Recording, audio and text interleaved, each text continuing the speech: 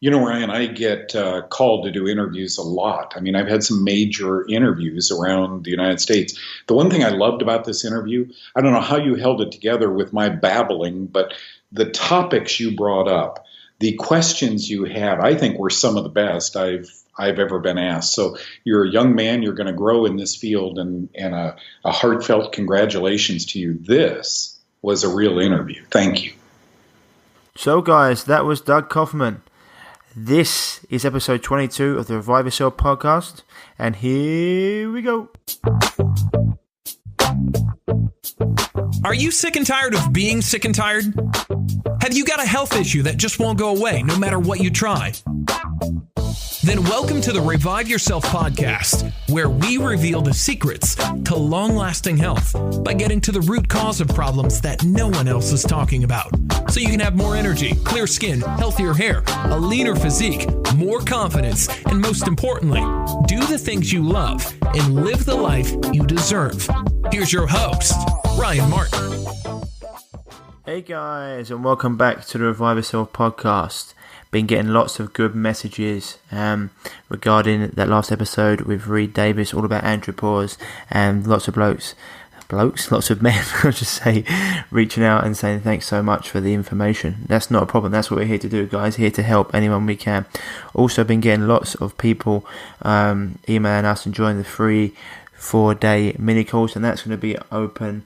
Continue to be open. If you want any information on that, so great results as well on the free 4-day group.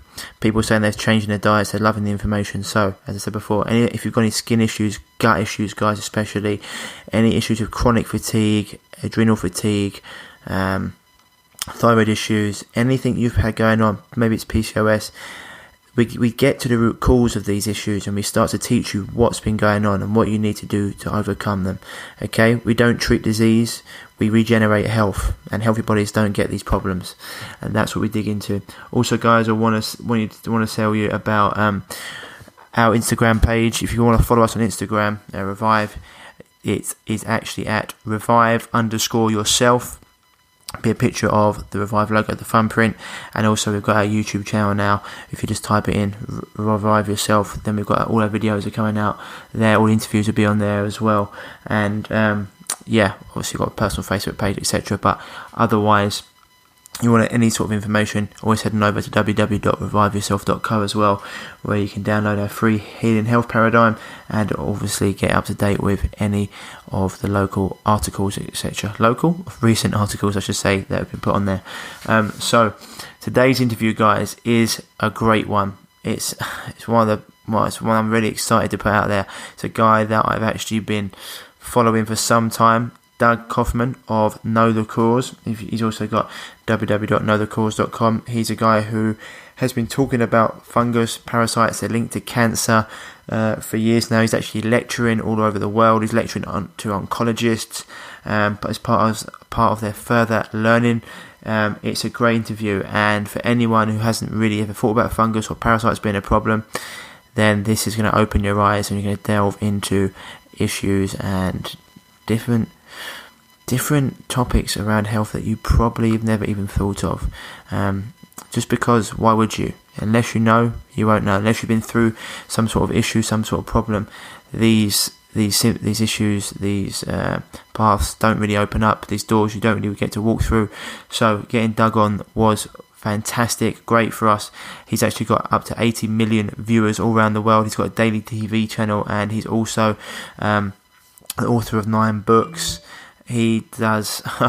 He's really gone about his business for the last, I think, 40 years and just built this up, and now he's got a great audience. So he actually started off as a radio host for his own show, and now as he actually digs into it on the show. So as I mentioned before, guys, this is going to really open your eyes. So if anyone you think has got a fungal condition, a parasitic condition, or if you've got any sort of issues, any sort of chronic issues, and if you feel like you don't feel very great in your house, then this is an episode that you really need to listen carefully to. Okay, guys? So, without further ado, I know I've rambled on, but anyway, it's my show. I get to do what I want. Obviously not, but anyway, guys, this is episode 22. This is Doug Kaufmann, and enjoy. I'll see you on the other side. Hey guys, and welcome to episode 22 of the Revive Yourself podcast. Today's interview is with Doug Kaufmann from knowthecause.com. He's also got the YouTube channel Know the Cause, and he actually has a TV show, Know the Cause. He's the author of 9 books, and he has been lecturing doctors and everyone all over the world now all about fungus and its link to cancer and also parasites and parasitic infections. And he's all the way live from Texas. Is that right today, Doug? From Texas? You got it, Ryan. Yeah, thank you. No worries. And how's the weather out in Texas today? 111 with the heat factor today. It's going to be about 102. You get used to it. You know, Ryan, anywhere you go, it cools off in the winter. We get all the way down to 50, and then it heats up in the summer. And I'm used to it now. I'm a California guy, so I was used to 70 degrees year round. But Texas isn't a bad place. No, I actually haven't been to Texas, but my parents have been a couple of times. They've met lots of people from Texas, and they've got nothing but good things to say about it. Somewhere I do actually really want to go. I think anyone I've actually met from Texas as well has always been very welcoming. Very good characters, which I always like to say to Texans. They're good people. And if you get here, Ryan, I want to show you our studio. It's a beautiful full production film studio, and invite you to be on TV with me and kind of tell America we're in about 70, 80 million households with our show. And I want to let the public know what you're doing and introduce them to your podcasts and blogs and so forth. Good work. Oh, thanks. I'd absolutely take you up on that offer. That'd be a pleasure to go and share stories. So just for the listeners out there, Doug, Doug's, as you said, 80 million viewers all around the world. Some of you guys may have heard of him. I first heard of Doug when I was listening to, one of the first people that always talks about you and your work is Paul Chek, holistic health practitioner. I've mentioned him quite a lot on our podcast here. I think he's a great person to listen to when it comes to health. Also listened to a couple of your episodes or a couple of interviews on Extreme Health Radio. But I think I first heard of you when I was come across a couple of videos from Dr. Lemoncini, is it? I think that's his name.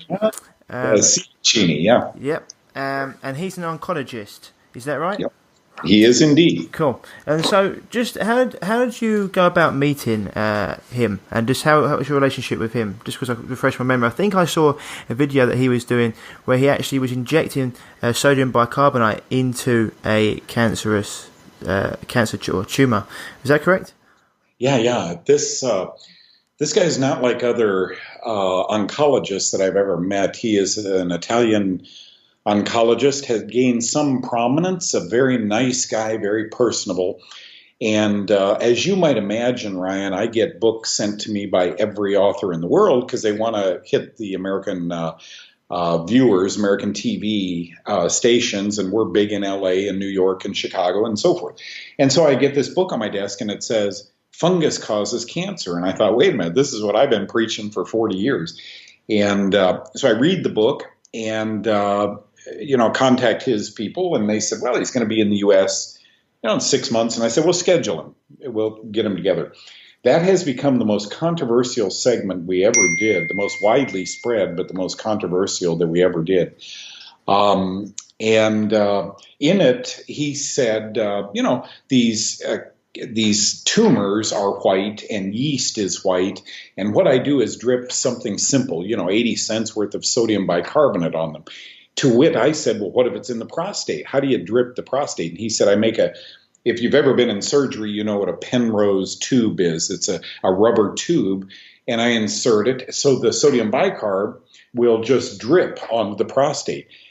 And this sounds bizarre, but the results he's getting are very exciting. And the fact that he has raised the ire, people don't just dislike him.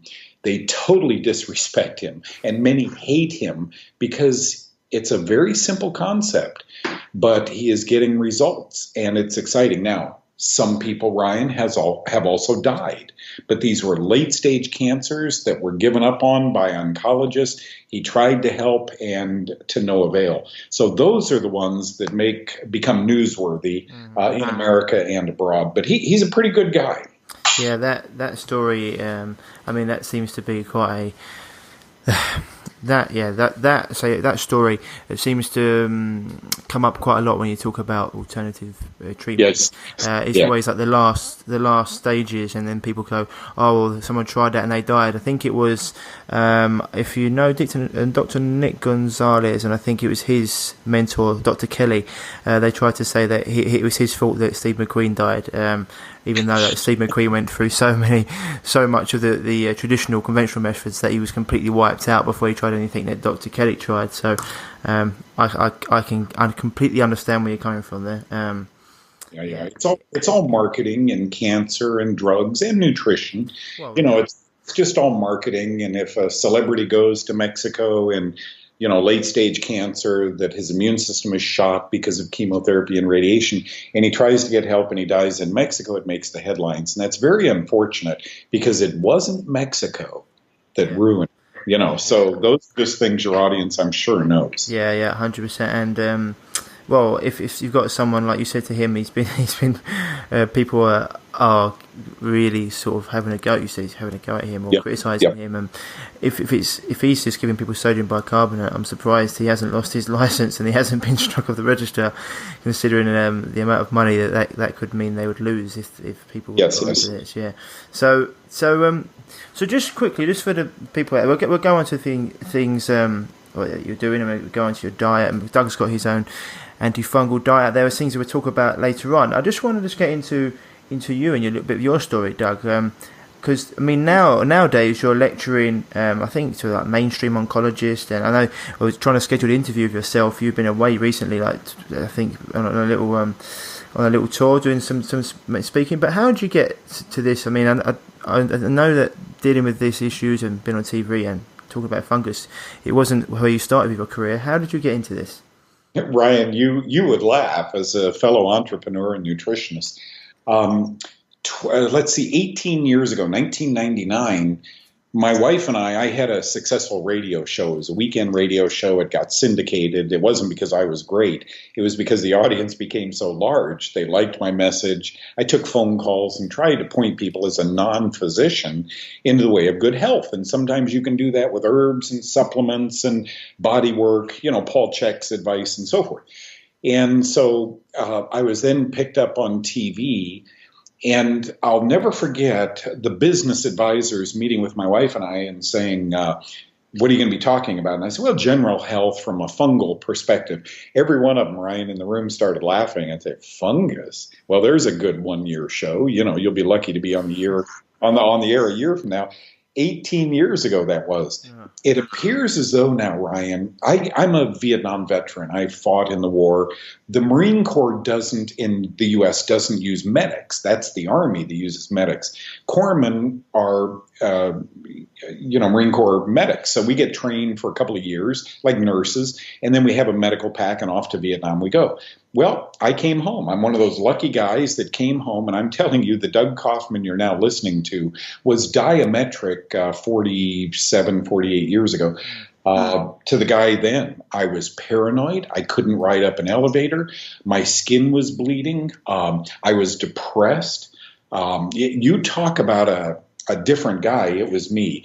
And my boss at USC Medical School, Dr. Everett Hughes, said, Doug, you probably got into a parasite that's affecting your health and your brain and everything. We didn't have Google searches in 1971, so I went to the USC library, got a library card, and after hours I began studying parasites. And Ryan, the first book I picked up was a parasitology book out of the 1950s, and one of the chapters was on yeast. And I said, wait a minute, so yeast is a parasite? And I began reading this. Because, Ryan, every 2 or 3 months out in the field in Vietnam, we'd get new underwear and new socks. And we wore these soaking wet monsoon rains. Our feet were always in, rivers and gullies and so forth. We were always wet. And when we pulled our socks off, literally our skin came off with our socks. And they'd bleed for a few days, but the new socks felt so good. Well, there I was sitting in this library going, man, I've got under my arms are bleeding. The folds of my elbow is bleeding. I am totally constipated. I have this rash all over my feet. I can hardly walk. I had a yeast problem. I didn't know yeast parasitized man. I thought it was just an organism that grew. Lo and behold, yeast is single cell fungi. And fungi are multicellular pathogens very often. We eat mushrooms and we say, gosh, there's probably nothing wrong with that. It's not a vegetable, guys. It's a fungus. And you have to be a little concerned about consuming fungus, especially by the time Ryan and I are done. So I said, okay, maybe this is a fungal condition. So I broke an aloe vera plant, started rubbing it on my feet, and man, they started to heal. And I realized in that chapter that we continue fungus as a parasite when we feed it. It requires warmth, moisture, and food. Out here, where you and I are, it's 70 degrees. In my body, it's 30 degrees hotter. And your body is 80, 90% water. It loves inside your body. And it can live as a symbiont. And that means it gets along with you, you get along with it. Nobody dies. It's when these fungi turn pathogenic. And that can happen in the presence of alcohol, of antibiotics, of other fungal byproducts. And then, boom, the rules change inside your body. But the diet was what fascinated me. I'm 21 years old. I'm home from Vietnam, and I'm drinking. We didn't have post-traumatic stress in 1971. So we had alcohol. And my friends and I would, every Friday night we'd go to the bar and drink and have fun. Every Saturday night we would. But I worked at a hospital, so I couldn't continue it Sunday because Monday I'd have to be stone sober and back at work. And so whenever I started to get it, whenever I drank, Sunday and Monday, I felt horrible, depressed, blue. I put on 40 pounds. I just became miserable, and I got it. I'm feeding yeast, as are many of your listeners with diabetes, with cancer, with coronary artery disease, with high cholesterol, with lupus. I'm telling you, I found a link between the 135 autoimmune diseases and our fork and spoon. And I tell people on my TV show all the time, we're all born with a spoon. We either begin digging our grave when we're old enough to do that, or we begin feeding ourselves the proper diet. That's that's a brilliant way of putting it, to be honest with you. Doug, you just talked about, you just said there, you said link between 135 autoimmune diseases. We'll go on to that in a minute. Because that's something that people will be like, oh my god, what? How is people think of a fungus, they might think of mold, etc. Think of it on the floor, maybe on the walls. A lot of people don't realise that it's inside them. And parasites and funguses, probably heard of parasites. People, they either don't know or they just don't want to know that you've got these parasitic organisms living in themselves. That, as you say, they infiltrate you and they try and live in coherence with you. And say when they get out of control, that you generally know. He said that you get a chronic issue, and then if you don't listen, you get a disease, and if you still don't listen, you die, which isn't fun for anyone. But what is the difference between a parasite and a fungus, Doug? Could you explain that? Sure. You and I and your listening audience right now, Ryan, tend to think of a parasite. Okay, I go to Africa. A tapeworm, I'm walking barefoot, a worm enters my skin, it begins growing through my intestines, and it's 14 inches long. The doctor can see it, and there are ways to get parasites out of your body. There's pills that kill parasites and so forth. Whoever thought that yeast could parasitize a person and live inside that person quite comfortably? This is something our doctors, unfortunately, well, of course, they all know that yeast and fungi can parasitize man, but they don't think they're problematic. They think we just die 80 years later with these yeast in our body and they don't cause any problem. And man, Ryan, I have linked, and thank you for the introduction. I'm now speaking broadly to groups of doctors. I'm one of the only non-physicians, I believe, giving American doctors continuing medical education, which they must take in order to maintain their license. I was asked to do this a few years ago by integrative oncologists. These are guys who say, okay, chemo and therapy ain't working. We got to find another way to help these people. Mm-hmm. So along I come, and I teach them that vitamin C kills fungus. So these IVs of using vitamin C is a great idea. And that olive leaf, you don't take it intravenously, but you take it orally, it kills fungus. And a tablespoon of coconut oil has lauric acid and caprylic acid, both fungicidal. It kills fungus. And so it's no wonder, Ryan, the guys like you and I hang out in a health food store and we hear stories that we hear. Everything, including zinc and magnesium and everything in a health food store has antifungal properties. And we can eat to starve that fungus. Fungus must have carbohydrates or it dies. Or conversely, we can eat to keep that fungus growing wild throughout our body. The death certificate then never says died of a fungal disorder. It always says coronary artery disease or diabetes or lymphoma or prostate disease.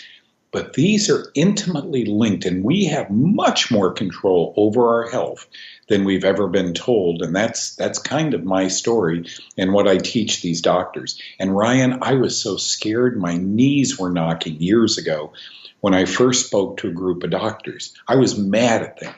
I thought that the death of my loved ones, my family members from cancer and diabetes, were directly linked to them.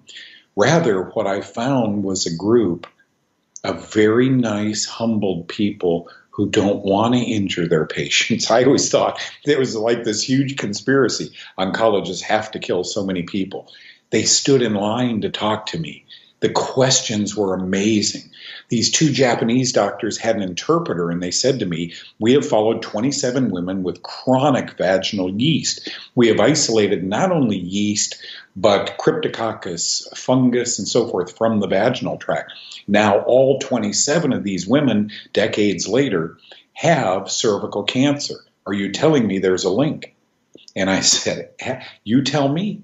What's the only thing we must consider?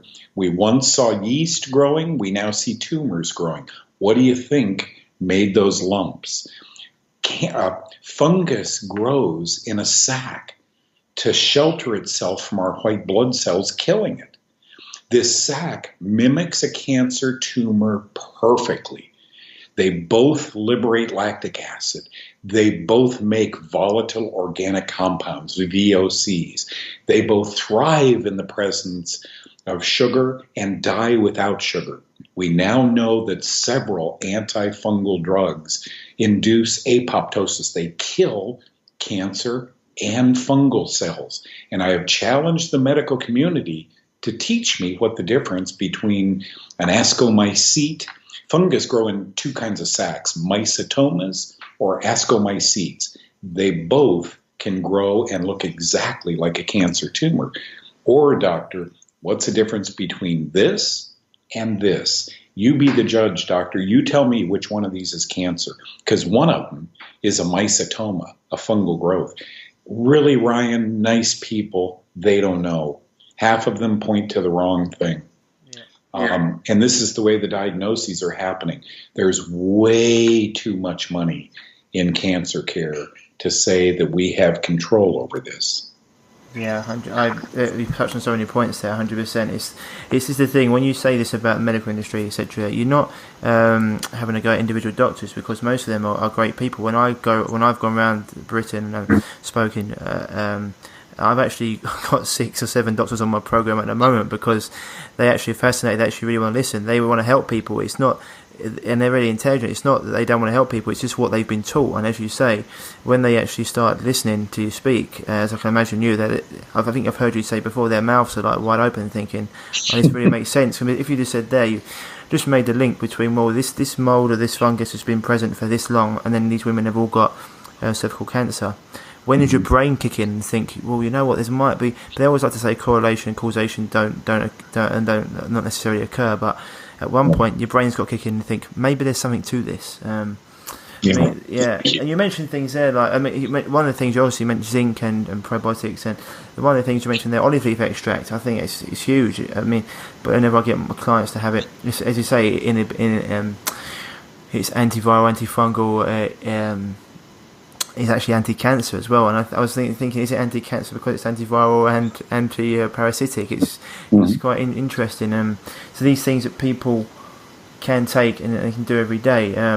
You've mentioned before there. I mean, you talked on so many things there. I don't know which way to go with it. I've got so many questions here for you as well. But I'll say you mentioned. I've said because of this, because you're saying, in your opinion, basically what you've done, Doug. Like a lot of us in this industry, who've been through the ringer, who've been through the trials of their own health problems. You scratched your own itch. You had a problem, and you went out to research what you can do to get over this problem, which is the best way. There's no one going to research harder than someone who actually really wants to get well. So when it comes, I've heard you mention before, because you just talked a bit there, how these funguses they can go into their own sacs and they can become. Is that what you'd say a tumour is? Because I've heard you say 70 to 75% of people getting diagnosed with cancer have been misdiagnosed, and you say they actually have a chronic fungal infection. So if they're going in and getting autopsied by these doctors that are then cutting these tumours, for example, aren't they then splitting and letting all these fungals and parasites bleed into the rest of the body? Wouldn't that cause further problems? Yes. One of my concerns has always been, Ryan, that once you're told in a medical setting you have cancer, you remember that song, you're too young, but there was a song 30, 40 years ago that we just loved. It was called The Hustle. And all of a sudden, this woman with breast lump, this man with prostate lump, is hustled. I mean, get in to see my buddy down the hall. We're going to start chemotherapy and radiation immediately. This is the time I tell people, put the brakes on. It's taken a long time for that lump to become palpable. But what the doctor does, let's say you have spores, little green spores living in a fungal sac. You don't put a needle in and pop that sac. I'm concerned, now medical science differs with me here. I am concerned that enables liberation of these spores to other areas. I said earlier that fungus loves heat. Guess what? We take people's temperature in the axillary space, right under their arm. So when a woman gets a breast biopsy, they say cancer spreads into the lymph nodes under her arms. Is it cancer that spread, or was it our biopsy that spread the green spores directly into the lymph nodes under her arms? I don't know the answer to that, but I've got an idea. Since there's a lump in her breast, how about cutting it out? Why do we have to do a biopsy? How about just anesthetizing that little tissue and cut it out? There are several reports in the scientific literature of women with breast lumps who have something called FNA, fine needle aspiration. They go in with a little 26 gauge needle, they go into the lump, they aspirate, and sure enough, there's fluid in there. They can test that fluid in petri dishes and they can grow out fungus in a couple of days. I kind of like that. But better than that, why in the world are we popping this bubble? Why don't we just cut it out? They can see on x-ray the margins. I've never understood, and I wish I could understand, and maybe you have an answer. I've yet to get a good one. When we feel a lump, why don't we go into surgery and cut the lump out and then test the lump? Yep. No, 100%. I mean, the thing is with it as well, Doug, as you probably know, hopefully our listeners, having listened to a lot of our podcasts as well, know that the lump isn't actually cancer. It's a symptom of the cancer. So that's what I'm saying. A lot of doctors don't even know what the lump is. So then you go cutting into it and all this stuff. That's why I always advise against mammograms and always talk about thermography, etc. Same here. Yeah. Because your medical journal, by the way, great article came out of BMJ, British Medical Journal, 2 years ago that mammograms are a coin flip. Yeah. They're 58% accurate. And yet we're telling women get one done every year because they're so accurate. And to find it early, the sales and marketing that go into this is amazing. We must find that lump early to save your life. Wow. Wish we could delve into that. Someday we will. Someday we will. 100% we will. 100%. The thing is, with the lump, so the lump itself, you're saying if it's a parasite infection or it gets into, what did you call the sac, metastasis? Yeah, it has two names. It's either an ascomycete, ASCOMY. Ascomycete, yep. Yeah, ascomycete or a mycetoma. And if you look them up, certainly fungi grow in these sacs, in these tumor formations. The problem is, Ryan, no doctor in medical school ever took 1 hour of the field mycology. Mm-hmm. Doctors all have to take microbiology, and they learn a lot about bacteriology because there are thousands of antibiotics. They want them to learn to prescribe. And there's 100 antivirals, so they learn a little bit less about viruses. And I'm telling you, there's a dozen antifungals on the market today, leading the doctor, the student, and his medical staff and the teachers, the professors, to believe that fungi don't really cause problems at all. Fungi are hugely problematic, hugely. Yeah, and the thing, even with parasites, I mean, I've had a client, I think I mentioned before, got told he didn't have a parasitic problem. I said, I guarantee you have, listen to all your symptoms. 3 tests, come up negative every time, because I think over his 14 to 20 tests, and there's thousands of parasites. And she actually ended up passing a tapeworm vaginally. So it was one of those things that even with parasites, they can be very, very tricky. So when it comes to funguses, it's even more so. So you've mentioned before 135 autoimmune conditions that you said you've been linked to it.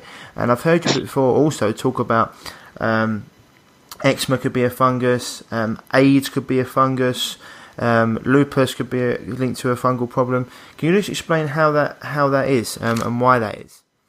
Well, each one we have to take independently. Okay. I don't know if you're aware, but in Spain a couple of years ago, 5 autopsy specialists, pathologists, were told to dissect 21 cadavers. Okay, so they go in, they do their job. And they said, pay a special attention to mycology. So during the autopsy, in 11 of the deceased patients, they found fungus growing in the brain and in the body. They didn't know what these people died of, so they reported to the board, and of these 21 people, 11 have fungus. Ironically, Ryan, and I don't think it's coincidental at all 11 of those who died, their death certificate said Alzheimer's disease. And they found fungus in the brain. And you begin looking at some of the drugs. You've probably seen that, these statin drugs are the darlings of Wall Street. Of course, we're not having fewer heart attacks, but they're going to find some reason to continue these because they are a money pump. We're now finding that, at one time we looked at them to prevent Alzheimer's disease. Now we're looking at them to prevent cancers, certain cancers. Before they were statin drugs, folks, they were antifungal drugs. Statin drugs like Lipitor kills fungus. So everybody should drop back who's taking a statin drug and saying, wait a minute, we're talking about atrophying muscles. We're talking about horrible side effects of these drugs. Could we do the same thing with, say cinnamon or curcumin? Could we kill the fungus in the circulatory stream, in the bloodstream, that is elevating our lipids, our triglycerides, etc.? I think that needs to be established because we're throwing a baby out with the bathwater trying to reduce people's lipid profile. Ryan, I've always had a 225 to a 250 cholesterol. Never will take a statin in my life. I'm 68 years young, got out this morning, worked out hard, eat differently than anybody my age, and I've never been on a drug. I don't have a doctor. I have no idea what a rectal exam is. I don't know what my PSA test is. I would know if I have a health problem. And when I wake up in the morning, and you'll be, 100 years from now, you'll be my age. When you wake up in the morning, my hip hurts or my hands are sore. I'm arthritis. My eye hurts today. I have a headache. All you got to do is go back to last night's dinner. Might have been the beer, might have been the potatoes. It's something that fed fungus. This is so interesting because I always say how much diet, etc., can play a part. This is why. So, this is where to go, guys and girls, where to go. So many different ways. Immune systems, DNA, diet, etc. Right. So this is why I always say when people were talking about things, and I was like, how do you feel? Well, the doctor said this diet works. Well, when I eat it, how do you feel? Well, I feel terrible. Well, That's your answer. You know, true. I've said it before. It's like, listen to your body. It'll tell you everything you need to know. And as you talk about cholesterol, my dad went through that statins. When I was first going through this, he was on them, and I said, "Dad, come off them. That this. Showed in the research. He come off them. He's never felt better. Obviously, he's changed his diet, and it's not me giving medical advice, obviously. But I'm just saying, just got to say that. But he come off them." Change his diet. I mean, he eats completely different, and he's never looked better. He obviously got diabetes as well as high cholesterol. But people, you need cholesterol. How does your body make vitamin D otherwise? It sits right beneath the surface of your skin. Go and do your own research on that, and I'm sure we'll do an episode on that another time. But right, so I've heard you say before, we're going to get into DNA and how they can infiltrate your nervous system and how they can change your DNA. And we're also going to talk about how they do that and whether it's because you've got a low and impacted immune system. But firstly, because you touched on diet, Doug, it's something that's such a big topic. I've heard you say before, well, you get doctors take their patients off of wheat and corn and get them off the gluten, and you roll your eyes and you think, is it because they come off wheat and gluten, or is it because they've taken all these foods out that are just been infiltrated with molds, etc.? It's the same with nuts. So you're saying these foods, they're full of aflatoxins, etc.? Is that what the problem is, you reckon? Yeah. I think, Ryan, let me tell you what we know. In 2001, Dr. Ruth Etzel wrote in our Bible, according to doctors out here, the Journal of the American Medical Association, that our grain supply in America was contaminated with fungal poisons. Fungi aren't the problem necessarily themselves. Fungi, unlike bacteria or viri, off-gas a poison. It can be a liquid, a solid, a gas, etc., but they make these poisons.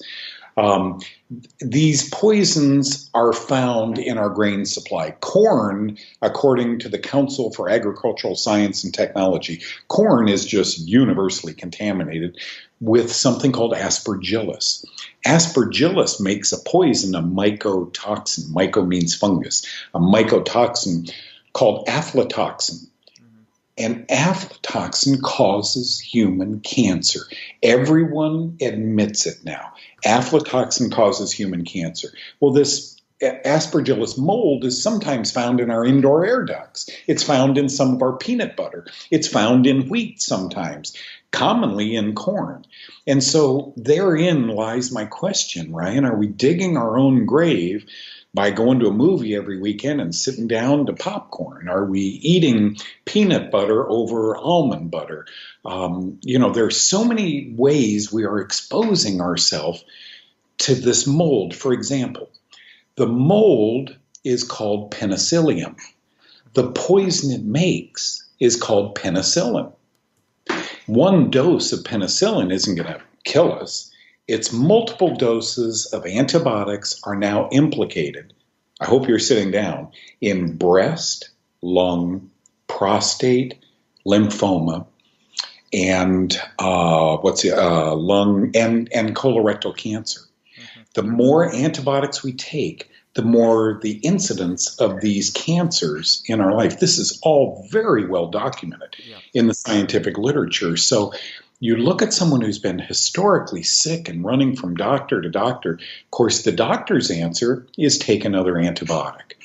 Little do they know that these antibiotics are oozing, these mycotoxins into their body and may have deleterious effects. They might be inducing very serious diseases. So this is why I love podcasts and blogs like yours, where you care enough about the public to teach them the rules of eating well.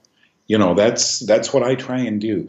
Vegetables, cruciferous vegetables with chlorophyll, actually inhibit fungi, bind it, and move it out of the body. When my kids were little, they'd go off to friend's house when they got big enough, and they'd enjoy a pizza without mom and dad knowing, and a Coca-Cola or something, a soda pop.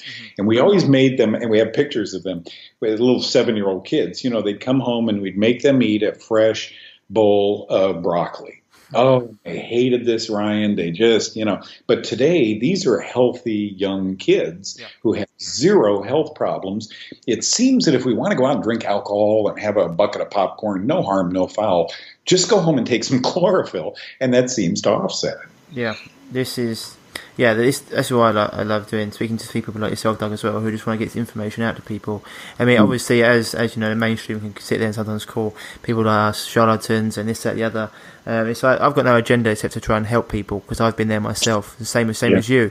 So it's great when you can get people on like yourself who've been through this. And obviously, eating, as you said there, cruciferous vegetables, huge for the people out there. Things like broccoli. I mean, and the best thing now, you've got products that you can go out there. I don't know how to throw products and magic bullets at people, but you've got fermented foods now you can get, and different products you can pick up. And if you want, you can just take a couple of capsules, drink it down with some good water, and you've got concentrated nutrients there. It's very easy to do. But things like peanut butter that people seem to eat like it's going out of fashion, I've always said, why bother with peanut butter? I mean, some nuts, as you... I think we'll talk about your antifungal diet in a minute. At certain stages they're completely ruled out because of the molds, etc. But peanut butter is one I always say stay away from because of the aflatoxins. It's just not worth the risk. It's something that's very, very high in aflatoxin. So when, for example, you've talked about how it can change the DNA. Just quickly, for someone to actually get a fungal infection, parasitic infection, do they have to be immunocompromised? Does it have to be someone who's run down, who's not eating well, who's really stressed, who's probably drinking too much alcohol, or all these things combined, maybe got too much electromagnetic frequencies? Is it someone whose nervous system, immune system is going to be run down? Are these parasites, are these funguses opportunistic? Do they just come into someone and go, right, this is a host that we can take over, we'll have some of that? Yeah, probably one of the best interviews I've ever done. You're hitting on such important items for people who are listening right now. We are told erroneously, this isn't the truth, but it is according to doctors, that only the immunocompromised suffer from fungal infections. Let me give you some facts. Fungal mycotoxins, and there are hundreds of them, the majority of them impede our immune system. So if you are enjoying a beer or two every night, just know you're chipping away at that immune system, right? If you're living in a home with mold growing in it, you're chipping away at your immune system. And the fun thing, Ryan, there's two words here. One is immunocompromised, right? Those people who have AIDS, who are going through chemotherapy, their immune system is compromised. Perhaps not by the disease, but by the therapy. But that's a whole other issue. And then there are immunocompetent. People whose immune systems are absolutely fine. And the majority of studies, Ryan, it would make you laugh. I mean, I'm a sick guy. I go home and read a story about, immunocompetent people living in a moldy environment. The majority of articles coming out now is doctors being blown away that these kids who ended up with asthma were all immunocompetent. Gee, their white blood cell count was good. They're healthy. They go outside and play. We don't understand how they are ending up with asthma or COPD or bronchitis. Oh, yeah, we check their home and it has mold growing in it. But it blows us away that they are not immunocompromised and they end up with asthma. And so more and more you're seeing doctors get the wow factor. You're going to see, you read 2 years ago, that ulcerative colitis patients, they found fungus growing in the colon of these patients. And the doctors, one of my friends authored that paper. He was totally blown away. He called me and said, you know what, Doug, this is huge. And I said, you just wait. We are 10 years away from them finding fungus in all cancer tumors, or most cancer tumors, because it's there. We just aren't. Once we tell a person fungus induces a disease, any disease, we have thereby, Ryan, empowered that patient to begin taking care of his own health. We then don't need the 27 medications. We may not need the surgery. This isn't good medicine. It's tremendous science. So what I'm trying to do, like you, is empower people to understand that you can dig your own grave with that spoon, or you can use that spoon to eat very good vegetables and fruits, lean meats, etc. 100%. And this is where this is where it's so important, because I mean, obviously the studies of epigenetics now as well tell us that it's not just our genes, it's also it's the main factor where we get disease, etc., is our lifestyle. So when you're talking about eating well, it goes a huge way towards either, as you said, digging your grave or not. And then you're looking at are you getting enough good exercise? Are you getting enough sunlight? What's your overall stress levels like? It goes on and on and on. So that's huge when you talk about that. And I'm not surprised, though, that you're 10. I'd probably say 10, probably 15, 20 years ahead of that. I think they're going to try and release it as slowly as possible, because it's going to change the industry when this happens. And again, and they're really cool people. I mean, I have friends that are doctors. If you teach them to be beholden to the PhDs that taught them, and then you have drug companies oversee what those PhDs teach them, who would want to admit that your best-selling drug, being antibiotics, actually could induce 5 different kinds of cancer? And yet it's all published, but it's kind of, under the radar. You don't let doctors know that. When you said something that struck me as fascinating, when you're on a podium, and you've been on them, Ryan, when you're on a podium looking at groups of people, you can watch their mouths just drop open.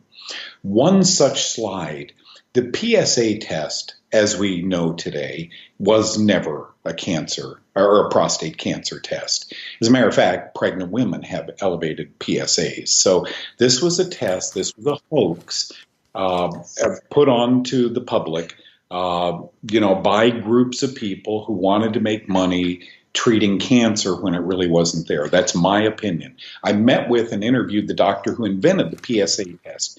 But when I put up on my slide presentation, it's funny, but a drug called Nizoral helps kill cancer cells from men's prostate problems. The drug does one thing only. Nizoral just kills fungus. It doesn't help prostate cancer patients. But in 1997, 20 years ago now, a major medical report said that it caused apoptosis. It killed cancer cells. When I put that slide up, number one, the doctors, the oncologists, really didn't know that an antifungal drug helped men with prostate disease. But more importantly, number two, I then put up what the PSA is. The PSA is an enzymatic test. These enzymes come from 5 different sac fungi. It was never a cancer test. It's a fungus test. And it's so fascinating through the years how many men, as we age, we find that have a 4.8, a 9.2, a 27. As we age, we become more vulnerable to fungus taking us home. What fungus in your body wants is to be home with its relatives. The deeper you dig in soil, the more fungi exist. Ironically, when that man dies of prostate cancer treatment, not prostate cancer, but prostate cancer treatment, we dig a hole 6 feet deep and enable those fungi that induce the prostate cancer to go home to their relatives. I mean, it's just simply amazing to me. The cycle is completed when we die. Yeah, 100%. That's what Paul Chek talks about that as well. First of all, it starts off as you getting a little bit tired, then it turns into like a chronic issue. If you don't listen, then it's a disease, and if you still don't listen, that's when they put you back. If you're living out of accordance to Mother Nature's laws, it's something that we talk about quite a lot. I mean, you mentioned there these drugs, antibiotics, cause 5 different types of cancer. I mean, people need to understand anti is obviously against, and biotic means life. It's anti-life, so they're killing all your gut flora, etc. And I've actually heard of people. I think it might have been Kit Campbell. I don't know if it was her or someone else talking about if you take. So as soon as you take one antibiotic in your life, your increase of cancer goes up 1,000%. I think it is, and this is like people are just taking them now. Anything that goes wrong, just antibiotics. It's like, once again, can we get to the root cause of this, guys, or are we just going to keep masking symptoms? I mean, you've mentioned there, this is another thing as well you said there, the test, the PSA test, didn't actually test for cancer. The same as I think Dr. Robert Wilmer was talking about this back in the day in his book as well, The Deadly Deception, about AIDS. He said the AIDS test didn't actually test for AIDS, it tests for antibodies. So you could go in there with a cold and they'd come back and say, well, you've got AIDS. So this is where people have got to be very careful with this. Obviously, go and do your own research on that and see what you can find. Talking to the audience there, not yourself, Doug, you probably know. But So what you've actually mentioned a little bit before we get into diet, your antifungal diet, and a few other things. I've got a couple of questions for you, and then I know you've got to go. You've mentioned how it can infiltrate or it can change our DNA. How does it go about doing this? So let me just tell you, mycotoxins are mutagenic, tremorigenic, carcinogenic, genotoxic, teratogenic, meaning they affect a developing embryo, neurotoxic, nephrotoxic, hepatotoxic, lymphotoxic, dermatotoxic. They're pretty toxic. Exactly. They're really poisonous little dudes.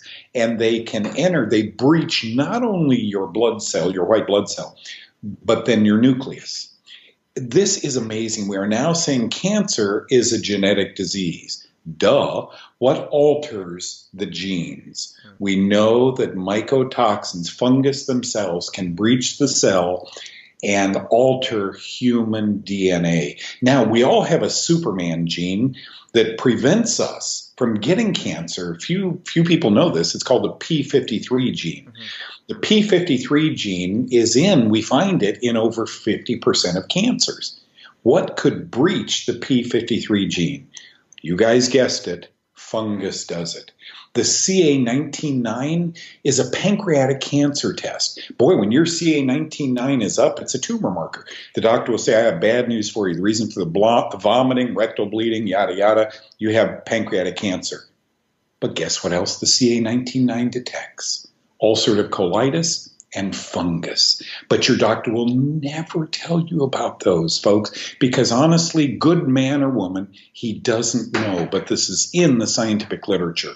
So these mycotoxins, these fungi, are pathogenic. They can induce disease, and they do that by manipulating your DNA. Sad state of affairs, wish your doctors knew it, but now you know it. So when we're talking about if someone's got what symptoms, Doug, would someone have to think they've got a fungal condition? Because you mentioned basically every single autoimmune condition out there, as well as every disease. And I wonder, people now they get better because they get their diet, they've improved their diet.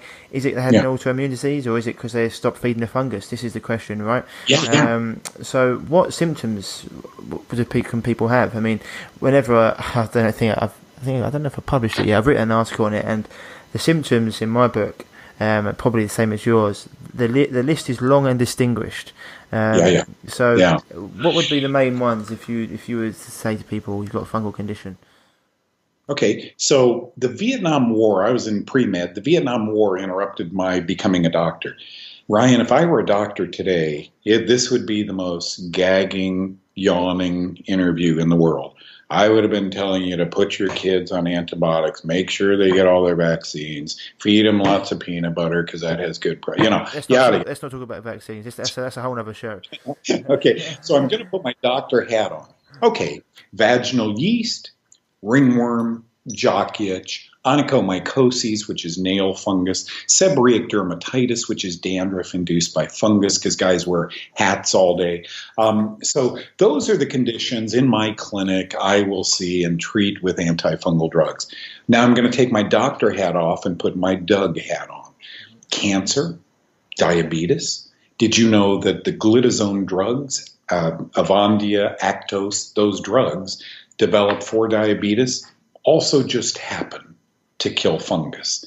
So diabetes drugs killing fungus, this is a duh. You heard that statin drugs also kill fungus. Did you know tamoxifen is a very potent antifungal? If a woman has breast cancer, we give them tamoxifen, and we're amazed that years later they don't get more breast cancer. Why?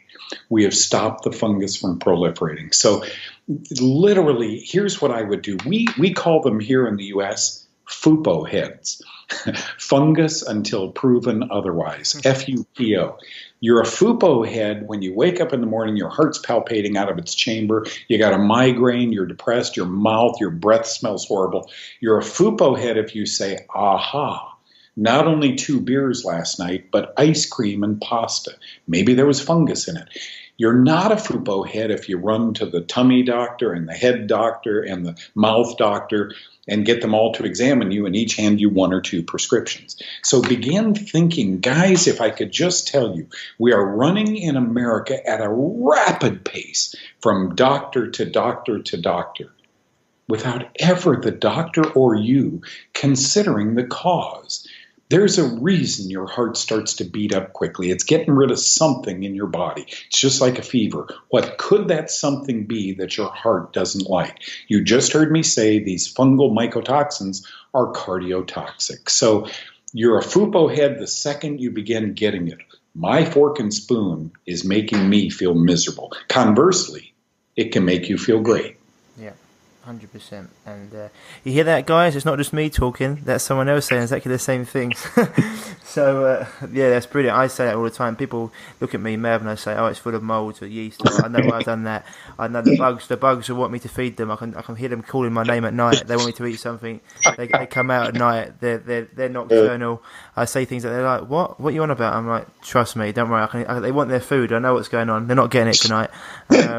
And so, yeah, it's amazing to hear someone else talk about it like that. It's something that me and my mentor talk about quite a lot. And this is the thing, when you start looking, rather than talking about weight loss and fat loss, when you start looking at health and then you start getting into understanding what's actually feeding these problems, then that's why we always talk about, as you said before, it's all about the terrain. So you can keep taking these things. I always say the best antifungals you can take, and we'll go into that quickly. But this is why you can just keep chucking magic bullets at stuff, but this is why you need to change your internal terrain. I always go on about this, guys, because until you change your internal terrain, you're going to keep getting these problems come up, and you can master them with different things, whether it be whether it be drugs. The one you didn't mention, I've heard you mention before, was intraconazole. I think it's like it kills toe fungus.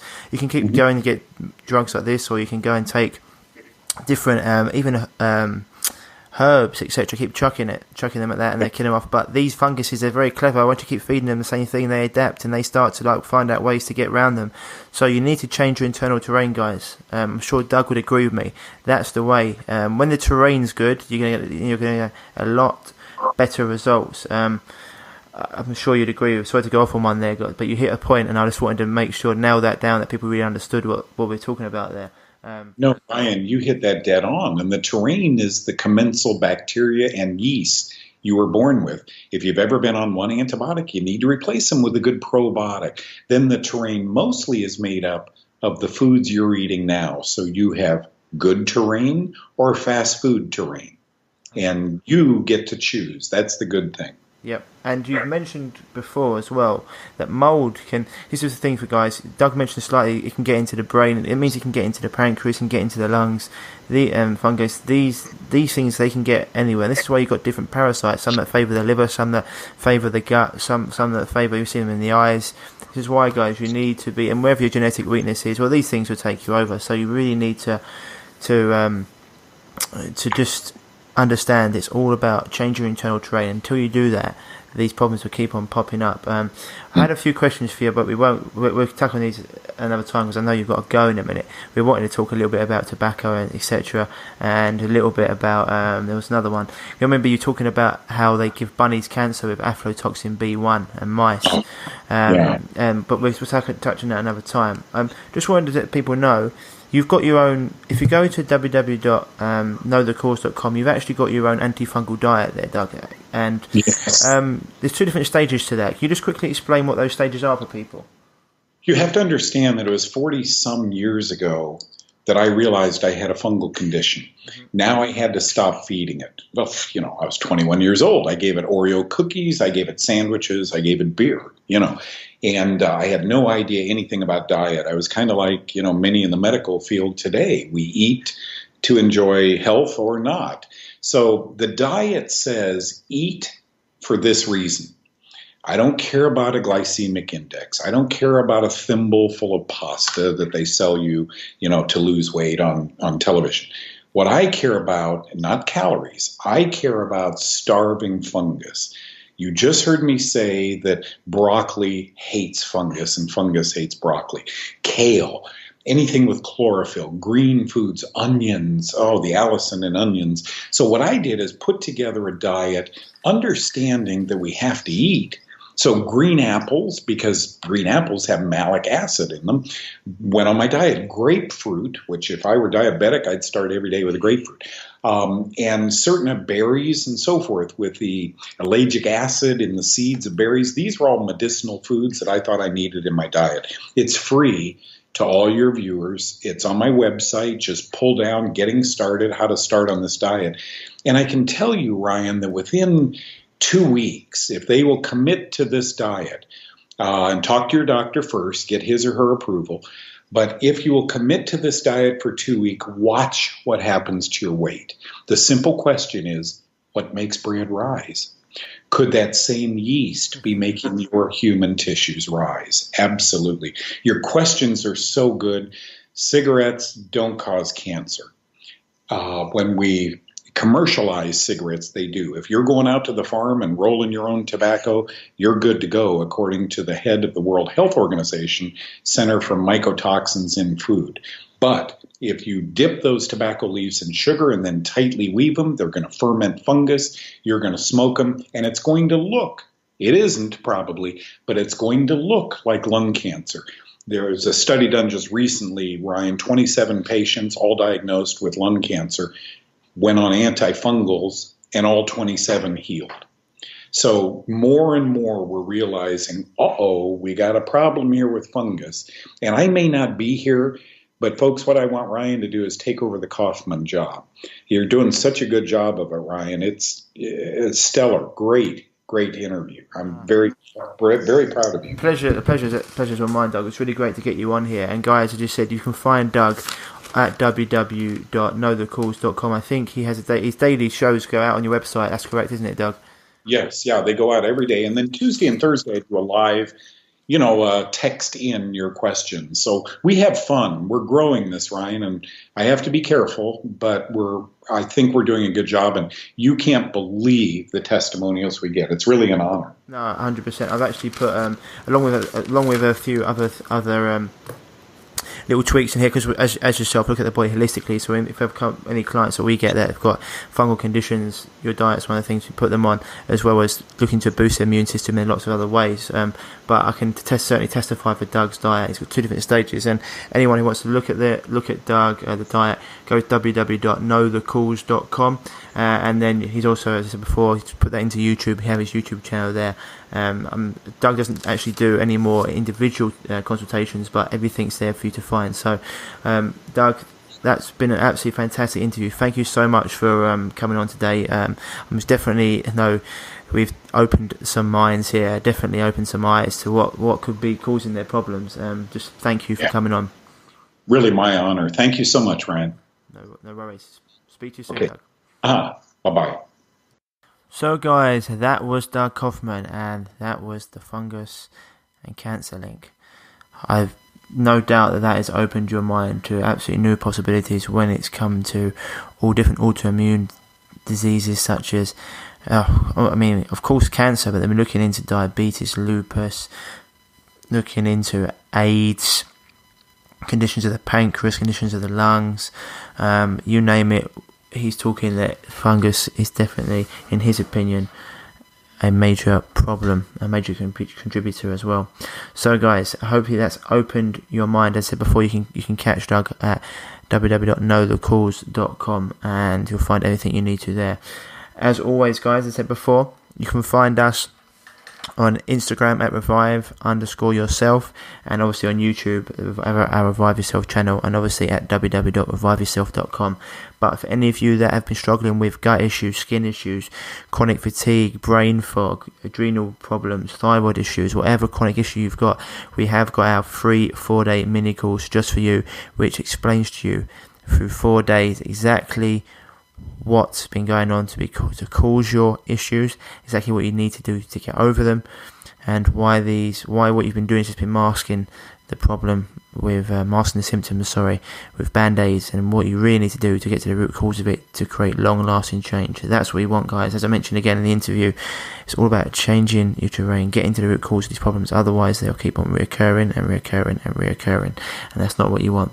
But otherwise, guys, been a great episode. Hope you enjoy it. Leave a review for us on iTunes. Share it with anyone you know who could benefit from listening to these interviews.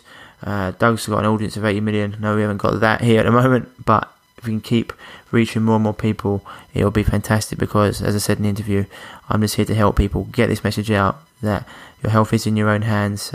If you do need a helping hand, I know there's so much contradicting information out there that I know that's one of the main reasons that people like join our programs, because we break it down, we make it, we take all the overwhelm away, where to start, or what do I do first, etc. We break all of that down in our programs. We've been getting fantastic results. I actually want to be putting out some testimonials soon as well, just to let you guys know how much we can help you if you've been struggling, because I know so many people go to doctors, specialists, consultants, other nutritionists, and don't get any results, and that's where we want you to know there is another way, and your body's natural or default setting, I should say, is health, and it has got an innate ability to heal itself given the right circumstances. We just have to find that. Okay, guys, it's much more than just nutrition. It's about lifestyle. It's about finding the root cause. So that's it for this week, guys. Got next week's episode with the guys from No Yoke. That should be, or Life is No Yoke. That should be fun. It's all about different smoothies, recipes, Vitamix, etc. And we'll delve into that. So until next week, guys, as always, to your health and happiness. And I'll speak to you on the flip side. See you later, guys. If you're struggling with gut issues, such as gas, bloating, constipation, diarrhea, indigestion, heartburn, and want to finally be able to eat the foods you love without the crippling after effects, then don't forget to head over to reviveyourself.co and pick up your free copy of The Healing Health Paradigm today.